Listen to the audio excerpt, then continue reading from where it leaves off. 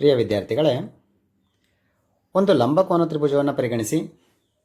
A B C ಒಂದು ಲಂಬಕೋನ ತ್ರಿಭುಜ ಆಗಿರಲಿ. ಕೋನ ಬಿ 90 ಡಿಗ್ರಿ ಇದೆ. 90 ಡಿಗ್ರಿಯ ಅಭಿಮುಖ ಬಾಹು ವಿಕರ್ಣ ಆಗಿದೆ ಅಂತ ಗೊತ್ತು ನಿಮಗೆ. ಹಾಗಾದರೆ ತ್ರಿಭುಜ ಎ ಬಿ ಸಿಯಲ್ಲಿ ಎ ಸಿ ವಿಕರ್ಣ ಆಗಿರುತ್ತೆ. ಕೋನ ಎ ಮತ್ತು ಕೋನ ಸಿ ಈ ಎರಡೂ ಕೋನಗಳು ಲಘು ಕೋನಗಳಾಗಿರುತ್ತೆ ಅಂತ ನಿಮಗೆ ಗೊತ್ತಿದೆ. ಹಾಗಾದರೆ ಒಂದು ಕೋನವನ್ನು ನಾನು ಆಲ್ಫಾ ಅಂತ ತಗೋತಾ ಇದ್ದೀನಿ, ಅಂದರೆ ಕೋನ ಎಯನ್ನು ಆಲ್ಫಾ ಅಂತ ಕರ್ಕೊಂಡಿದ್ದೀನಿ. ಹಾಗೆ ಮತ್ತೊಂದು ಕೋನ ಸಿಯನ್ನು ಬೀಟಾ ಅಂತ ಕರ್ಕೊಂಡಿದ್ದೀನಿ. ಅಂದರೆ ಆಲ್ಫಾ ಮತ್ತು ಬೀಟಾ ಇವೆರಡೂ ಕೂಡ ಲಂಬಕೋನ ತ್ರಿಭುಜದಲ್ಲಿ ಲಘು ಕೋನಗಳಾಗಿದ್ದಾವೆ. ಹಾಗಾದರೆ ತ್ರಿಭುಜ ಎ ಬಿ ಸಿಯಲ್ಲಿ ಕೋನ ಬಿ 90 ಡಿಗ್ರಿ, 90 ಡಿಗ್ರಿಯ ಅಭಿಮುಖ ಬಾಹು ಎ ಸಿ. ಹಾಗಾದರೆ ಎ ಸಿಯನ್ನು ವಿಕರ್ಣ ಅಂತ ಕರಿತೀವಿ. ಒಂದು ಲಘುಕೋನವನ್ನು ಆಲ್ಫಾ ಅಂತ ಕರ್ಕೊಂಡಿದ್ದೀವಿ, ಮತ್ತೊಂದು ಲಘುಕೋನವನ್ನು ಬೀಟಾ ಅಂತ ಕರ್ಕೊಂಡಿದ್ದೀವಿ. ಈಗ ಒಂದೇ ಲಂಬಕೋನ ತ್ರಿಭುಜದಲ್ಲಿ ಎರಡೂ ಲಘುಕೋನಗಳಿಗೆ ತ್ರಿಕೋನಮಿತಿಯ ಅನುಪಾತಗಳನ್ನು ಹೇಗೆ ಬರೆಯೋದು ಅನ್ನೋದನ್ನು ನೋಡ್ತಾ ಹೋಗೋಣ ಮಕ್ಕಳೇ. ಮೊದಲನೆಯದಾಗಿ ಆಲ್ಫಾ ಕೋನವನ್ನು ಪರಿಗಣಿಸಿ ತ್ರಿಕೋನಮಿತಿಯ 3 ಅನುಪಾತಗಳನ್ನ ನಾನಿಲ್ಲಿ ಬರಿತಾ ಇದ್ದೀನಿ ನೋಡಿ ಮಕ್ಕಳೇ. Sine alpha. ಸೈನ್ ಆಲ್ಫಾ ಅಂದರೆ ಆಲ್ಫಾ ಕೋನದ ಸೈನ್ ಏನಾಗಿರುತ್ತೆ ಅಂತ. ಸೈನ್ ಅಂದರೆ ಏನು ಅಂತ ನಿಮಗೆ ಈಗ ಆಲ್ರೆಡಿ ಗೊತ್ತಿದೆ. ಸೈನ್ ಅಂದ್ರೇನು? ಅಭಿಮುಖ ಬಾಹು ಡಿವೈಡ್ ಬೈ ವಿಕರ್ಣ. ಹಾಗಾದರೆ ಆಲ್ಫಾ ಕೋನವನ್ನು ಪರಿಗಣಿಸಿದಾಗ ಆಲ್ಫಾ ಕೋನಕ್ಕೆ ಅಭಿಮುಖವಾಗಿರುವಂತಹ ಬಾಹು ಬಿ ಸಿ, ಆಲ್ಫಾ ಕೋನದ ಪಾರ್ಶ್ವಬಾಹು ಎ ಬಿ. ಆಲ್ಫಾ ಕೋನದ ಅಭಿಮುಖ ಬಾಹು ಬಿ ಸಿ, ಪಾರ್ಶ್ವಬಾಹು ಎ ಬಿ. ಹಾಗಾದರೆ ವಿಕರ್ಣ ಎ ಸಿನೇ ಆಗಿರುತ್ತೆ. ಆಲ್ಫಾದ ಅಭಿಮುಖ ಬಾಹು ಬಿ ಸಿ ಅಂತ ತಗೋಬೇಕು, ಆಲ್ಫಾದ ಪಾರ್ಶ್ವಬಾಹು ಎ ಬಿ ಅಂತ ತಗೋಬೇಕು. ಹಾಗಾದರೆ ಸೈನ್ ಆಲ್ಫಾ ಅಂದರೆ ಅಭಿಮುಖ ಬಾಹು ಡಿವೈಡೆಡ್ ಬೈ ವಿಕರ್ಣ. ಹಾಗಾದರೆ ಅಭಿಮುಖ ಬಾಹು ಯಾವುದು? B C. ಏಕೆಂದರೆ ಆಲ್ಫಾಗೆ ಅಭಿಮುಖವಾಗಿರುವಂಥ ಬಾಹು ಬಿ ಸಿ. ಹಾಗಾದರೆ ಬಿ ಸಿ ಡಿವೈಡೆಡ್ ಬೈ ವಿಕರ್ಣ. ವಿಕರ್ಣ ಯಾವುದು ಮಕ್ಕಳೇ? A C. ನೋಡಿ, sine alpha B C divide by A C ಆಗುತ್ತೆ. ಅದೇ ಥರ ಕಾಸ್ ಆಲ್ಫಾ ಏನಾಗುತ್ತೆ? ಕಾಸ್ ಏನು ಹೇಳುತ್ತೆ ಅಂದರೆ ಪಾರ್ಶ್ವಬಾಹು ಡಿವೈಡೆಡ್ ಬೈ ವಿಕರ್ಣ. ಇದನ್ನು ನೆನ್ಪಿಟ್ಕೊಳ್ಳಿ. ಆಲ್ಫಾ ಕೋನದ ಕಾಸ್ ಅಂದರೆ ಕೊಸೈನ್ ಏನಾಗುತ್ತೆ ಅಂದರೆ ಪಾರ್ಶ್ವಬಾಹು ಡಿವೈಡೆಡ್ ಬೈ ವಿಕರ್ಣ. ಪಾರ್ಶ್ವಬಾಹು ಯಾವುದು ಮಕ್ಕಳೇ? A B. ಆಲ್ಫಾಗೆ ಪಾರ್ಶ್ವಬಾಹು ಎ ಬಿ. ಹಾಗಾದರೆ ಎ ಬಿ ಡಿವೈಡೆಡ್ ಬೈ ವಿಕರ್ಣ ಯಾವುದು? ವಿಕರ್ಣ ಎ ಸಿ. ನೋಡಿ, A B divide by A C ಅನ್ನೋದು ಕಾಸ್ ಆಲ್ಫಾ ಆಗಿರುತ್ತೆ. ಹಾಗೆಯೇ ಟ್ಯಾನ್ ಆಲ್ಫಾ. ಟ್ಯಾನ್ ಆಲ್ಫಾ ಏನು ಹೇಳುತ್ತೆ ಅಂದರೆ ಅಭಿಮುಖ ಬಾಹು ಡಿವೈಡ್ ಬೈ ಪಾರ್ಶ್ವಬಾಹು. ಅಭಿಮುಖ ಬಾಹು ಯಾವುದು? B C. ಪಾರ್ಶ್ವಬಾಹು ಯಾವುದು? A B. ಹಾಗಾದರೆ B C divide by A B ಅನ್ನೋದು ಟ್ಯಾನ್ ಆಲ್ಫಾ ಆಗಿರುತ್ತೆ. Tan alpha is equal to B C divide by A B ಆಗಿರುತ್ತೆ. ನೋಡಿ, ಪಾರ್ಶ್ವಬಾಹು ಎ ಬಿ, ಅಭಿಮುಖ ಬಾಹು B C. B C divide by A B tan alpha ಆಗಿರುತ್ತೆ. ಇನ್ನುಳಿದಂತಹ 3 ತ್ರಿಕೋನಮಿತಿಯ ಅನುಪಾತಗಳು ಯಾವ್ಯಾವುದು ಮಕ್ಕಳೇ? Cosecant alpha. ಕೊಸಿಕ್ಯಾಂಟ್ ಆಲ್ಫಾ ಹೇಗೆ ಬರೆಯೋದು? ಸೈನ್ ಆಲ್ಫಾದ ವ್ಯುತ್ಕ್ರಮವನ್ನು ಬರೀಬೇಕು. Sine alpha B C by A C ಇದ್ದರೆ cosecant alpha A C by B C ಆಗುತ್ತೆ. A C divided by B C ಆಗುತ್ತೆ. ಗೊತ್ತಾಯ್ತಾ ಮಕ್ಕಳೇ? ಹಾಗೆಯೇ ಸಿಕೆಂಟ್ ಆಲ್ಫಾ. ಸಿಕೆಂಟ್ ಆಲ್ಫಾ ಏನಾಗುತ್ತೆ? ಕಾಸ್ ಆಲ್ಫಾದ ವ್ಯುತ್ಕ್ರಮ. ಕಾಸ್ ಆಲ್ಫಾ ಏನು ಬಂದಿದೆ? A B divide by A C ಇದೆ.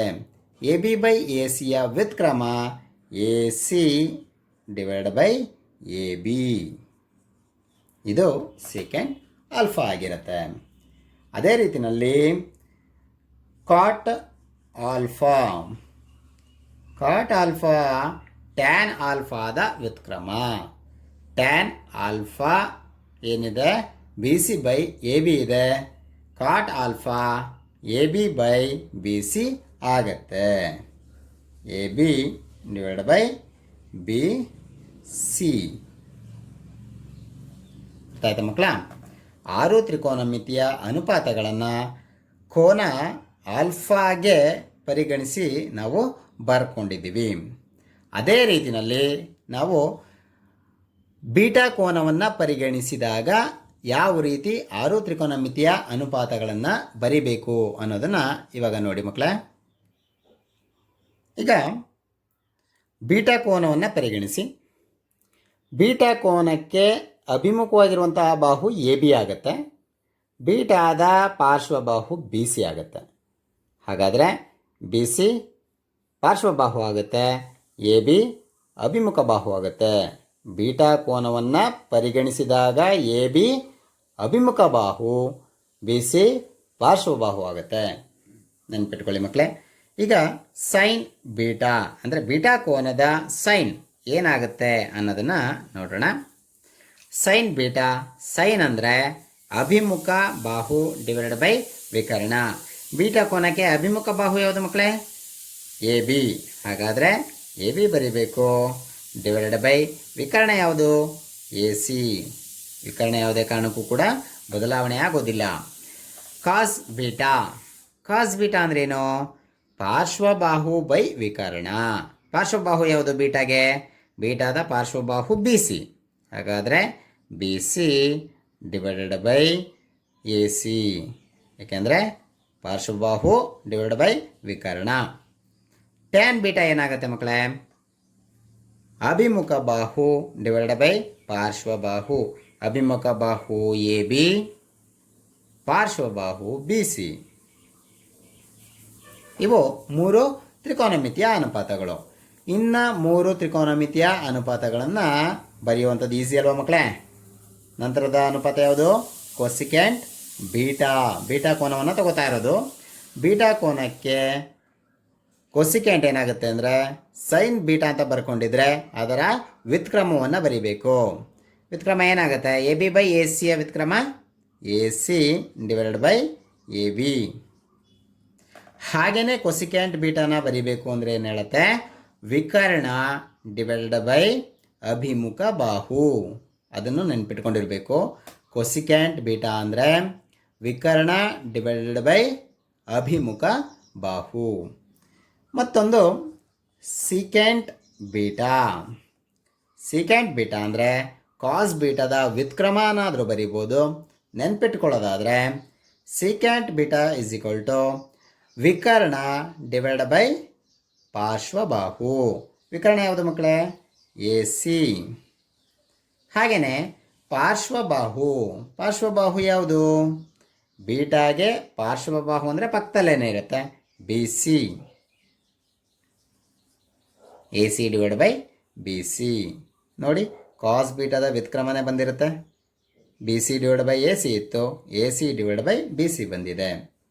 ನಂತರ ಕಾಟ್.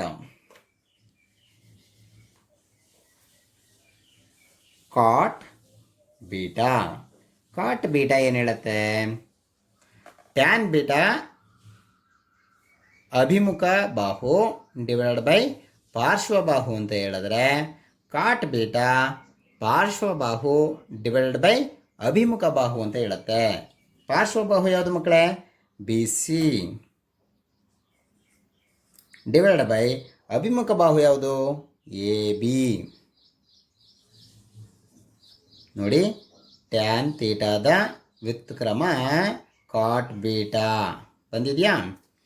Tan beta A B by B C ಇದೆ, cot beta B C by A B ಆಗುತ್ತೆ.